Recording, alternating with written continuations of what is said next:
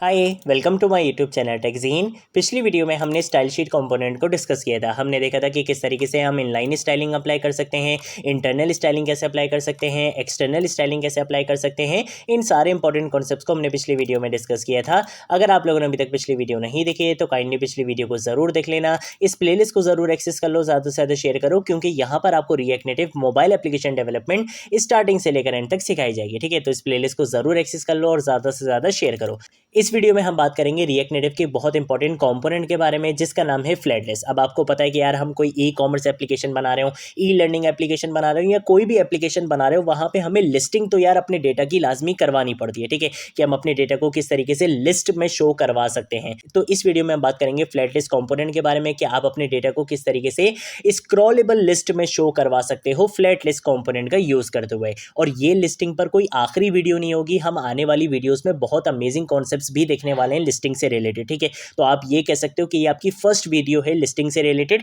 आने वाली वीडियोस में भी हम लिस्टिंग से रिलेटेड काम करने वाले हैं, तो आने वाली वीडियोस बहुत अमेजिंग होने वाली है। ठीक है, तो सबसे पहले तो मैं काम ये करूंगा कि अपने इस कंपोनेंट्स वाले फोल्डर में आऊंगा, यहाँ पे आके एक न्यू कंपोनेंट की फाइल बनाऊंगा। यहाँ पे आके मैं लिख दूंगा flat list screen dot JSX के नाम से मैंने यहाँ पे क्या कर लिया, एक फाइल यहाँ पे क्रिएट कर ली है। यहाँ पे आके क्या करूंगा, RNFE लिखूंगा, जिससे क्या होगा, मेरा react native arrow functional base component बना दिया जाएगा एक्सपोर्ट की स्टेटमेंट के साथ। यहाँ पे आगे क्या करूंगा, सबसे पहले सेमीकोलंस वगैरह लगा लूंगा। ठीक है, और इसके साथ साथ मैं यहाँ पे क्या करूंगा, स्प्लिटियर को यहाँ पे डिसेबल कर दूंगा। ठीक है, तो मैंने इसको यहाँ पे डिसेबल कर दिया है। इसके साथ साथ क्या करूंगा, कंट्रोल से सेव करूंगा और यहाँ पे आऊंगा app.jsx में। यहाँ पे आके क्या करूंगा, इस कंपोनेंट को कॉल करवा लूंगा। ठीक है, तो इसको मैं यहाँ पे क्या कर दूंगा, कॉमेंट कर दूंगा। और इसके साथ साथ मैं यहाँ पे आऊंगा, यहाँ पे आके मैं बोलूंगा कि भाई फ्लैटलेस स्क्रीन वाले कंपोनेंट को यहाँ पे क्या करो, जल्दी से इंपोर्ट करवा लो, कॉल करवा लो। ठीक है, तो ये यहाँ पे क्या हो चुका है, कॉल हो चुका है। आप यहाँ पे देख सकते हो ये इंपोर्ट भी यहाँ से हो चुका है।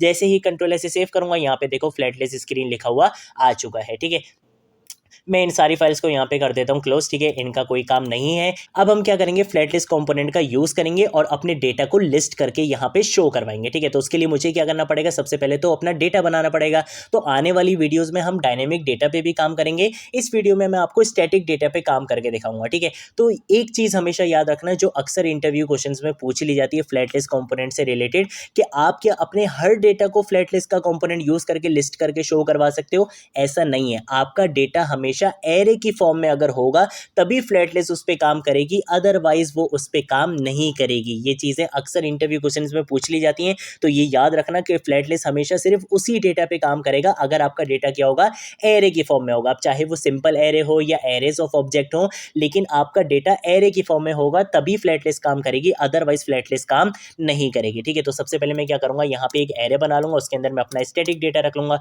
तो यहाँ पे आके कौन सा कीवर्ड लिखूंगा, डेटा के नाम से यहाँ पे क्या करूंगा, एक एरे बनाऊंगा। और मैं जो एरे बनाऊंगा वो बेसिकली एरेज ऑफ ऑब्जेक्ट होगा। अब एरेज ऑफ ऑब्जेक्ट का मतलब क्या होता है कि एक एरे है और इसके अंदर जो डेटा आ रहा होगा वो इटसेल्फ क्या होगा, एक ऑब्जेक्ट होगा। तो ऑब्जेक्ट कैसे बनाते हैं, कर्ली ब्रेसेस का यूज करेंगे। यहाँ पे आके मैं कॉमा लगा लूंगा ताकि मैं दूसरे ऑब्जेक्ट्स भी यहाँ पे बना सकूं। और इसके अंदर आप क्या करोगे, की वैल्यू पेयर में अपना डेटा स्टोर करवा सकते हो। मैं यहाँ पे क्या करूंगा, एक यूनिक की भी बता दूंगा। यूनिक की मेरी हो जाएगी ID के नाम से, उसकी वैल्यू मैंने यहाँ पे दे दी 1। और मेरा एक्चुअल डेटा क्या रहने वाला है, फॉर एग्जाम्पल मैंने यहाँ पे दे दिया टाइटल मैं यहाँ पे आके दे दूंगा item 1 दे दूंगा। ठीक है, अब इसी को मैं क्या करूंगा, कंट्रोल D 2 3 4 5 6 7 8 9 10 टाइम्स मैंने यहाँ पे कर लिया। ठीक है, उसके बाद मैं यहाँ पे इसको item 2 कर दूंगा, item 3 कर दूंगा, item 4, item 5, item 6, item 7, item 8, item 9 और ये आइटम क्या हो जाएगा, 10 हो जाएगा। और ये चीज़ हमेशा याद रखना है, इसका रीज़न आपको अभी इस वीडियो में पता भी चल जाएगा कि आपका डेटा जितना भी हो, यहाँ पे हमेशा आपके डेटा के अंदर कोई यूनिक की लाजमी होनी चाहिए। जैसे यहाँ पे मैंने यूनिक की क्या बनाई है, ID के नाम से बनाई है। अब ये ज़रूरी नहीं होता कि आप इसको सीक्वेंस में रखो कि जैसे मैंने ID 1 दे दिया तो मैं यहाँ पे ID 2 ही दूँ। मैं यहाँ पे ID 3 भी दे सकता हूँ, ID 4 भी दे सकता हूँ, 5 भी दे सकता हूँ, कुछ भी दे सकता हूँ,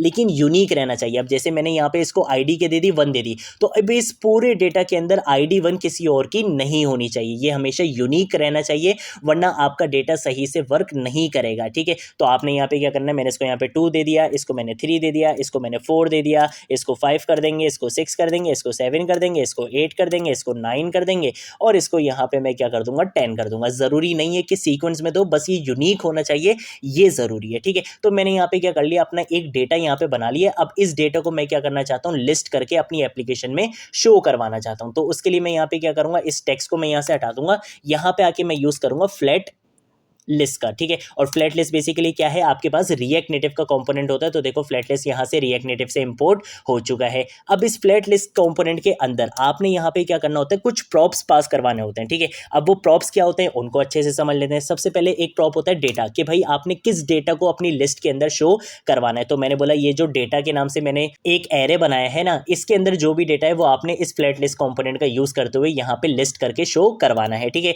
एक चीज याद रखना, हमेशा आपका डेटा किस फॉर्म में होना चाहिए, एरे की फॉर्म में होना चाहिए, ठीक है। तो यहाँ पे देखो ये मेरा जो डेटा है वो एरे की ही फॉर्म में है, तो कोई मसले वाली बात यहाँ पे नहीं है। इसके साथ साथ आपके पास क्या होता है, एक प्रॉप होता है रेंडर आइटम के नाम से, ठीक है। इसके अंदर आप ये बता दो कि आपका आइटम है क्या जो आपने यहाँ पे डिस्प्ले करवाना है, और उसको किस फॉर्म में डिस्प्ले करवाना चाहते हो। उस पर कोई स्टाइलिंग अप्लाई करना चाहते हो, टेक्स्ट की फॉर्म में डिस्प्ले करवाना चाहते हो, कैसे डिस्प्ले करवाना चाहते हो वो आप यहाँ पे बताते हो। तो यहाँ पे बेसिकली हमने बनाना होता है एक फंक्शन। अब आप चाहो तो आप यहीं पे फंक्शन बना सकते हो, लेकिन बेस्ट प्रैक्टिस क्या है कि आप एक सेपरेट फंक्शन बनाओ और उसको यहाँ पे कॉल करवा लो, तो वो एक आपके पास बेस्ट प्रैक्टिस रहती है। तो मैं यहाँ पे आऊँगा, कॉन्स का कीवर्ड लिखूंगा, यहाँ पे आके मैं क्या करूँगा, रेंडर आइटम के नाम से यहाँ पे क्या करूँगा, एक फंक्शन बना लूंगा, ठीक है। इस फंक्शन के अंदर आप एक प्रॉप पास करवाते हो, वो होता है आपका आइटम के नाम से, और वो आपका ऑब्जेक्ट की फॉर्म में होता है। तो जब भी मैंने यहाँ पे कर्ली बेसिस लिख लिया, उसके बाद मैं यहाँ पे एरो बनाऊंगा, और एरो बनाने के बाद यहाँ पे आप कर्ली बेसिस यूज नहीं करोगे। अगर कर्ली बेसिस यूज करोगे तो आपको अंदर यहाँ पे क्या यूज करना पड़ेगा, रिटर्न इस तरीके से यूज करना पड़ेगा। और फिर इसके अंदर आप क्या करोगे, यहाँ पे आके व्यू कंपोनेंट का यूज करके फिर टेक्स्ट वगैरह यूज करोगे। और इसका सिंपल सिंटेक्स क्या है कि आप यहाँ पे आके ये कर्ली बेसिस यूज ही नहीं करो। आपको अगर ये रिटर्न वगैरह नहीं लिखना ना, तो आप सिंपल क्या करो, यहाँ पे आके ये वाली पैरेंथेसिस यूज कर लो, बस। अब आपको यहाँ पे कोई वो रिटर्न वगैरह लिखने की जरूरत नहीं पड़ेगी। आप सिंपल यहाँ पे आओ, यहाँ पे आके क्या करो, व्यू कंपोनेंट का सबसे पहले यूज करो, और इस व्यू कंपोनेंट के अंदर मैं यहाँ पे क्या करूंगा, अपने इस टेक्स्ट कंपोनेंट का यूज कर लूंगा। और इस टेक्स्ट कंपोनेंट के अंदर मैं बता दूंगा कि भाई आइटम के अंदर तुम्हें क्या मिलेगा। देखो इस आइटम के अंदर क्या आ रहा होगा, इस आइटम के अंदर ये पूरा ऑब्जेक्ट आ रहा होगा। अब मुझे यहाँ पे डिस्प्ले क्या करवाना है, आईडी डिस्प्ले करवानी है या टाइटल करवाना है। मैंने बोला भाई टाइटल की जो वैल्यू होगी वो मुझे यहाँ पे क्या करना है, लिस्ट में शो करवाना है। तो मैं यहाँ पे आके क्या बोलूंगा, मैं यहाँ पे आके बोलूंगा आइटम डॉट टाइटल, इस तरीके से मैं यहाँ पे लिख दूंगा। तो इसकी जो वैल्यू होगी आइटम 5 आइटम 6 वो यहाँ पे लिस्ट में मुझे शो हो जाएगी। और ये फंक्शन कॉल कब करवाऊंगा, कंट्रोल सी करूंगा, यहाँ पे आऊंगा, कंट्रोल वी से इसको पेस्ट कर दूंगा, ये फंक्शन आपका यहाँ पे कॉल हो जाएगा, ठीक है। इसके साथ साथ फ्लैट लिस्ट में आपके पास एक और प्रॉप होता है, वो होता है की एक्सट्रैक्टर के नाम से। तो आप यहाँ पे यूज करोगे की एक्सट्रैक्टर का, और इसके अंदर आप बताते हो कि आपके डेटा के अंदर यूनिक की क्या है। जैसे मेरे डेटा के अंदर यूनिक की क्या थी, आईडी थी। तो मैं यहाँ पे आऊंगा, यहाँ पे आके मैं बोलूंगा कि भाई आइटम के अंदर आपको क्या मिल रहा होगा, ये आइटम मिल रहा होगा। अब इसके अंदर यूनिक की क्या है, आईडी है। तो मैं यहाँ पे आऊंगा, यहाँ पे आके मैं क्या बोलूंगा, इस तरीके से एक एरो फंक्शन लगाऊंगा, यहाँ पे आके मैं बोलूंगा आइटम डॉट आईडी। ये किस लिए यूज करते हैं, ये आप हमेशा इसलिए यूज करते हो ताकि आपका रिएक्ट नेटिव आपके चेंजेस को, आपके डेटा को सही से ट्रैक कर सके। जहां पे चेंजेस हो उनको एफिशिएंटली चेंजेस करके आपको आपके यूआई पर दिखा सके और सही से रेंडरिंग कर सके, ठीक है। तो इसके लिए इसको क्या चाहिए होता है, एक यूनिक की प्रॉप चाहिए होता है। वो आपने अपने डेटा में लाजमी बताना होता है यहाँ पे, अदरवाइज ये सही से वर्क नहीं करेगा। लाजमी यूनिक की प्रॉप आपके डेटा में होना चाहिए, और उसको आप इस तरीके से यहाँ पे पास करवाते हो। जिस तरह से आप रिएक्ट जेएस में यूज करते थे ना, मैप फंक्शन यूज करते थे, वहां पे भी आप एक यूनिक की प्रॉप पास करवाते थे। सेम ऐसे ही जब यहाँ पे आप फ्लैट लिस्ट का यूज करोगे तो एक की एक्सट्रैक्टर आपके पास क्या होता है, यहाँ पे प्रॉप होता है, उसके अंदर आपने अपनी यूनिक डेटा को बताना होता है, ताकि यहाँ पे रिएक्ट नेटिव उसको सही से ट्रैक कर सके, उसकी चेंजेस को सही से एफिशिएंटली री रेंडर करवा सके, यहाँ पे इन सारी चीज़ों को वो मैनेज कर सके, ठीक है। तो यहाँ पे मैंने वो चीज़ भी बता दी है। अब अगर मैं क्या करता हूँ, यहाँ पे आके कंट्रोल से सेव करता हूँ, तो देखो मेरे आइटम्स यहाँ पे शो हो चुके हैं। लेकिन यार ये अच्छी सी लिस्ट नहीं लग रही यार, मुझे तो बहुत अच्छी सी लिस्ट चाहिए यार, एक अच्छी यूआई बना के दिखाना चाहता हूँ मैं। तो उसके लिए मैं क्या करूँगा, स्टाइलिंग यूज़ कर लूँगा। तो उसके लिए हम क्या करेंगे, यहाँ पे आके हम इंटरनल स्टाइलिंग का यूज़ कर लेते हैं। सबसे पहले क्या करूँगा, स्टाइल शीट को इंपोर्ट करवा लूँगा, और यहाँ पे आके मैं यूज़ करूँगा क्रिएट के मेथड का, और क्रिएट के मेथड का मुझे डॉट लगा के यूज़ करना पड़ेगा। तो डॉट क्रिएट का मेथड यूज़ करा, इसके अंदर आप एक ऑब्जेक्ट पास करवाते हो, वो भी करवा लिया। और आपने क्या करना होता है कि इसका एक इंस्टेंस बनाना होता है। तो कौन सा कीवर्ड लिखूंगा, यहाँ पे आके लिख दूंगा स्टाइल्स, ठीक है। तो स्टाइल्स लिख दिया, इक्वल टू, ये मैंने क्या कर लिया, यहाँ पे इसका एक इंस्टेंस बना लिया। सबसे पहले क्या करूँगा, अपने इस लिस्टिंग वाले कंटेनर को स्टाइल करूँगा, ठीक है। तो एक स्टाइलिंग मैं यहाँ पे बता दूंगा कंटेनर के लिए। तो कंटेनर के लिए मैं यहाँ पे क्या बताऊँगा, मैं सबसे पहले इसका बताऊँगा बैकग्राउंड कलर, ठीक है। तो बैकग्राउंड कलर हम इसका यहाँ पे फॉर एग्जाम्पल रख लेते हैं F8F8F8, ठीक है। ये वाइट का शेड होता है, ये मैंने रख लिया। इसके साथ साथ पैडिंग दे दूंगा। पैडिंग का मतलब होता है एलिमेंट के अंदर की स्पेसिंग, ठीक है। तो कंटेनर की अंदर की स्पेसिंग में दूंगा सिर्फ टॉप से, ठीक है, कि पैडिंग टॉप से इसकी कितनी आ जाए, 15 दे दूंगा यहाँ पे। और इस कंटेनर को मैं कहाँ पे यूज़ करूँगा, मैं यहाँ पे आके सबसे पहले तो कॉमा लगा लेता हूँ, और यहाँ पे आऊँगा इस व्यू पे, और व्यू पे आने के बाद मैं यहाँ पे स्टाइल की प्रॉपर्टी का यूज़ करूँगा, और इसके अंदर मैं बोलूँगा कि भाई आपने यहाँ पे क्या यूज़ करना है, स्टाइल्स डॉट, और यहाँ पे आके मैं लिख दूंगा कंटेनर। कंट्रोल एस से जैसे ही सेव करूंगा तो देखो ऊपर से पैडिंग टॉप से यहाँ पे स्पेस आ चुकी है, ठीक हो गया। उसके बाद मैं यहाँ पे क्या करूंगा, मैं यहाँ पे यूज करूंगा लिस्ट का, ठीक है, कि लिस्ट को बेसिकली किस तरह से स्टाइल करना है। तो लिस्ट की स्टाइलिंग के लिए मैं यहाँ पे आके सिंपल पैडिंग हॉरिजॉन्टल का यूज करूंगा। हॉरिजॉन्टल का मतलब होता है एक्स एक्सिस, एक्स एक्सिस का मतलब है लेफ्ट साइड से और राइट साइड से पैडिंग मुझे यहाँ पे देनी है, ठीक है। तो पैडिंग मैंने यहाँ पे इसको दे दी 20।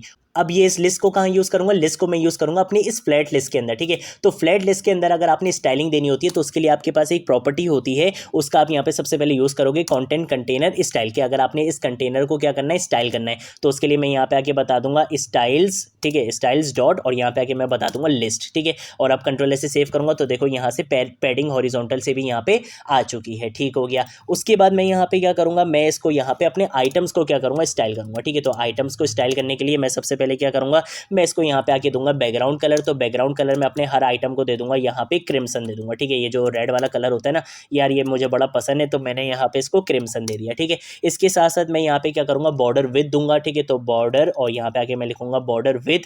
तो ये काम क्यों नहीं कर रहा, अच्छा यहाँ पे क्लिक नहीं हुआ, मतलब बॉर्डर, और यहाँ पे आके मैं लिखूंगा बॉर्डर विद की प्रॉपर्टी का मैं यहाँ पे यूज़ करूंगा। बॉर्डर विद मैं इसको दे दूंगा यहाँ पे 5 दे दूंगा, ठीक है। इसके साथ साथ बॉर्डर विद जब देते हैं तो बॉर्डर कलर भी आपको यहाँ पे बताना पड़ता है। तो मैंने यहाँ पे आके बॉर्डर कलर की प्रॉपर्टी का यूज़ करा, और बॉर्डर कलर में इसको यहाँ पे दे दूंगा येलो दे दूंगा, ठीक है। क्रिम्सन के साथ येलो कलर अच्छा लगेगा। उसके बाद मैं अपने आइटम की अंदर से स्पेसिंग देना चाहता हूँ चारों तरफ से, तो उसके लिए मैंने यहाँ पे पैडिंग यूज़ कर ली। तो उसके लिए मैंने यहाँ पे पैडिंग यूज़ कर ली, और पैडिंग की वैल्यू मैंने यहाँ पे दे दी 20, तो चारों तरफ से पैडिंग भी मिल जाएगी। उसके बाद मैं मार्जिन वर्टिकल दूंगा। मार्जिन वर्टिकल का मतलब क्या होता है कि आप एलिमेंट के बाहर से क्या करना चाहते हो, स्पेसिंग करना चाहते हो। बाहर का भी मतलब वर्टिकल का मतलब क्या है, टॉप और बॉटम से, ठीक है। तो मार्जिन वर्टिकल मैं इसको यहाँ पे फॉर एग्जाम्पल दे दूंगा 8 दे दूंगा। इसके साथ साथ मैं इसको यहाँ पे दे दूंगा बॉर्डर रेडियस के, इसके जो कॉर्नर्स होंगे वो बेसिकली थोड़े से क्या कर दो, राउंडेड कर दो। तो मैंने इसकी वैल्यू 8 दे दी है। इसके साथ साथ मैं यहाँ पे शेडो भी देना चाहता हूँ अपने आइटम्स को। तो शेडो कलर आप सबसे पहले बताते हो, और शेडो कलर में मैंने यहाँ पे दे दिया फॉर एग्जांपल ब्लैक कलर दे दिया, ठीक है। अब शेडो की आपके पास मल्टीपल प्रॉपर्टीज होती हैं, जैसे शेडो कलर होता है, शेडो ऑफसेट होता है, तो शेडो ऑफसेट भी यूज कर लेते हैं, ठीक है। शेडो ऑफसेट क्या होता है, इटसेल्फ एक ऑब्जेक्ट होता है, और इसके अंदर आप बताते हो विद और हाइट, कि विद कितनी रखनी है ऑफसेट की और हाइट कितनी रखनी है। तो विद मैं इसको यहाँ पे दे दूंगा 0 दे दूंगा, ठीक है। और इसके साथ साथ हाइट में इसको यहाँ पे दे दूंगा 2 दे दूंगा, ठीक है। तो हाइट मैंने इसको यहाँ पे क्या दे दी, 2 दे दी, ठीक है। तो ऑफसेट भी इसको यहाँ पे मिल जाएगा। इसके साथ साथ मैं यहाँ पे क्या करूँगा, मैं यहाँ पे आके शेडो ओपेसिटी दे दूंगा, कि आपने शेडो को कितना लाइट रखना है, ठीक है। तो जितनी कम वैल्यू दोगे उतना लाइट रहेगा आपका शेडो, तो मैंने 0.1 दे दिया। इसके साथ साथ मैं यहाँ पे क्या करूँगा, शेडो रेडियस दे दूंगा, ठीक है। तो शेडो रेडियस फॉर एग्जाम्पल मैंने यहाँ पे दे दिया 4। और इसके साथ साथ एक प्रॉपर्टी आपके पास और होती है एलिवेशन की, ठीक है। ये स्पेसिफिकली किसके लिए होती है, एंड्रॉइड के लिए होती है। एलिवेशन का मतलब होता है कि आप अपने शेडो को कितना फैलाना चाहते हो, ठीक है। जितनी ज़्यादा वैल्यू दोगे वो उतना फैल जाएगा। मैंने यहाँ पे 2 दे दिया, ज़्यादा मैं इसको यहाँ पे शेडो को फैलाना नहीं चाहता हूँ, ठीक है। अब ये आइटम की स्टाइलिंग कहाँ जाएगी, आइटम बेसिकली मेरा क्या है, ये आइटम है, ठीक है। तो इस व्यू के अंदर मैं यहाँ पे आऊँगा, यहाँ पे आगे मैं यूज़ करूँगा स्टाइल की प्रॉपर्टी का, और इसके अंदर मैं यहाँ पे आगे बोल दूंगा स्टाइल्स डॉट आइटम, यहाँ पे लिख दूंगा, ठीक है। कंट्रोल एस से जैसे ही सेव करूँगा तो देखो आइटम्स मेरे यहाँ पे बन के आ चुके हैं, और देखो कितने ज़बरदस्त आइटम्स लग रहे हैं। देख रहे हो किस तरीके से मैंने यहाँ पे स्क्रॉलेबल लिस्ट यहाँ पे बना ली है। अब जरा यार इसकी भी स्टाइलिंग दे देते हैं, ये जो अंदर टेक्स्ट लिखा हुआ है ना, इसकी भी स्टाइलिंग दे देते हैं बेचारे को। तो उसके लिए मैं यहाँ पे क्या करूँगा, टाइटल के नाम से एक स्टाइलिंग बनाऊंगा, और यहाँ पे आके मैं बोल दूंगा फॉर एग्जांपल सबसे पहले तो क्या करो, इसका कलर चेंज करना है, ठीक है। तो कलर मैं इसका यहाँ पे कर दूंगा फॉर एग्जांपल #FFF, यानी कि ये वाइट कलर कर दूंगा। और इसके साथ साथ फॉन्ट साइज भी थोड़ा सा इसका यार इंक्रीज कर देते हैं बेचारे का। तो फॉन्ट साइज मैंने इसका कर दिया यहाँ पे 18 कर देते हैं, ठीक हो गया। और इसके साथ साथ मैं यहाँ पे कॉमा लगा लूंगा। कंट्रोल ऐसे जैसे ही सेव करूंगा तो अब आप यहाँ पे देख सकते हो अभी कुछ भी नहीं हुआ, क्यों, क्योंकि ये टाइटल मैंने अभी अप्लाई नहीं करा। तो उसके लिए मैं यहाँ पे आऊँगा, यहाँ पे आके बोलूँगा स्टाइल की प्रॉपर्टी का यहाँ पे यूज़ करो। इसके अंदर मैं यहाँ पे आके लिख दूंगा स्टाइल्स डॉट और टाइटल लिख दूंगा। कंट्रोल ऐसे जैसे ही सेव करूंगा तो देखो अब कितनी ब्यूटीफुल यहाँ पे हमने क्या कर लिए है, एक लिस्टिंग हमने यहाँ पे क्रिएट कर ली है। हमने अपने डेटा को क्या करा, हमारा डेटा किस फॉर्म में था, एरे की फॉर्म में था। हमें पता है कि हमारा जो फ्लैट लिस्ट होता है वो हमारे जिस डेटा पे काम करता है वो एरे की ही फॉर्म में होना चाहिए, ठीक है। तो एरे की फॉर्म में हमने यहाँ पे एक स्टैटिक डेटा बनाया और उसको हमने यहाँ पे इस तरीके से एक ब्यूटीफुल लिस्ट में यहाँ पे शो करवा दिया। देख रहे हो ये स्क्रॉलेबल लिस्ट आपकी यहाँ पे बन चुकी है। तो इस तरीके से आप क्या कर सकते हो, फ्लैट लिस्ट कंपोनेंट का यूज कर सकते हो। आने वाली वीडियोस में भी हम लिस्टिंग पर बात करते रहेंगे, ठीक है। तो ये कोई आखिरी वीडियो नहीं थी लिस्टिंग से रिलेटेड, आने वाली वीडियोस में भी हम लिस्टिंग से रिलेटेड बहुत इंपॉर्टेंट कॉन्सेप्ट्स कवर करेंगे, ठीक है। तो आज की वीडियो के लिए इतना ही, अब हम मिलेंगे नेक्स्ट वीडियो में नेक्स्ट टॉपिक के साथ। तब तक के लिए बाय बाय।